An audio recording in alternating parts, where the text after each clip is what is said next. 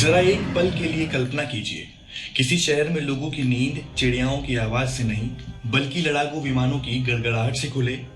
लोग खिड़कियों से बाहर देखें तो आसमान में पंछियों की तरह फाइटर जेट्स उड़ते दिखें और कुछ ही पलों में जमीन पर बम गिरने लगे।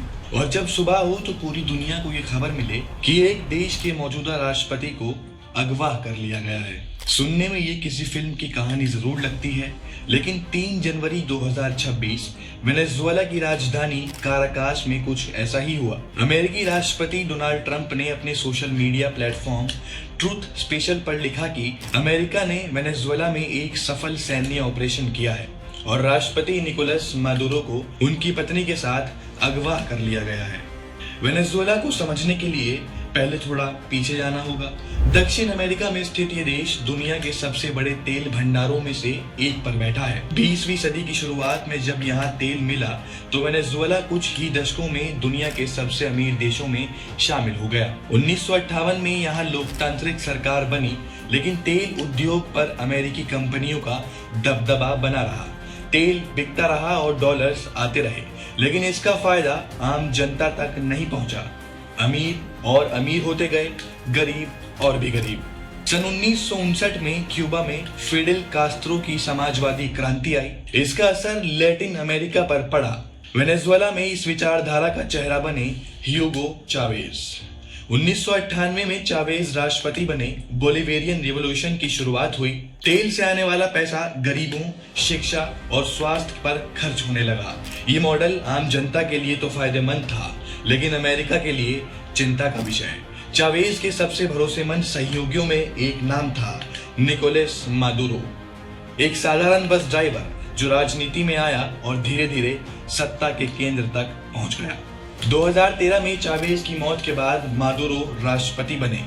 शुरुआत में सब कुछ सामान्य लगा, लेकिन 2015 में जब उनकी पार्टी संसदीय चुनाव हार गई तो मादुरो ने परिणाम मानने से इनकार कर दिया। यहीं से लोकतंत्र कमजोर हुआ, विरोध बढ़ा और मादुरो पर तानाशाही के आरोप लगे। अब अमेरिका खुलकर सामने आया। मादुरो पर ड्रग्स तस्करी, मानवाधिकार उल्लंघन और नार्को टेररिज्म जैसे आरोप लगाए गए। इसके बाद कड़े आर्थिक प्रतिबंध। इन प्रतिबंधों का असर सरकार से ज्यादा आम जनता पर पड़ा। महंगाई बढ़ी, भूखमरी फैली, लेकिन मादुरो सत्ता में बने रहे।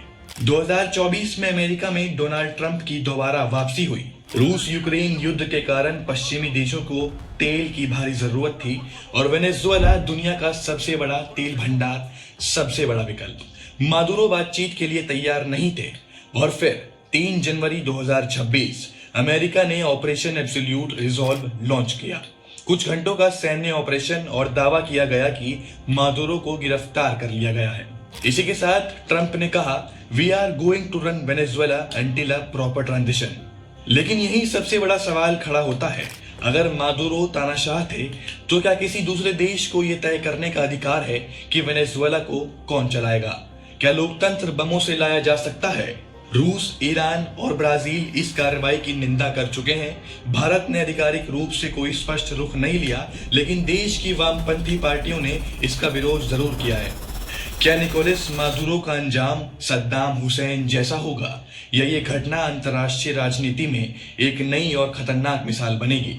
ये कहानी सिर्फ वेनेजुएला की नहीं है, ये कहानी है तेल, ताकत और सत्ता की, जहां लोकतंत्र की बात अक्सर हथियारों के साथ की जाती है। आप क्या सोचते हैं? क्या ये सही था या एक खतरनाक परंपरा?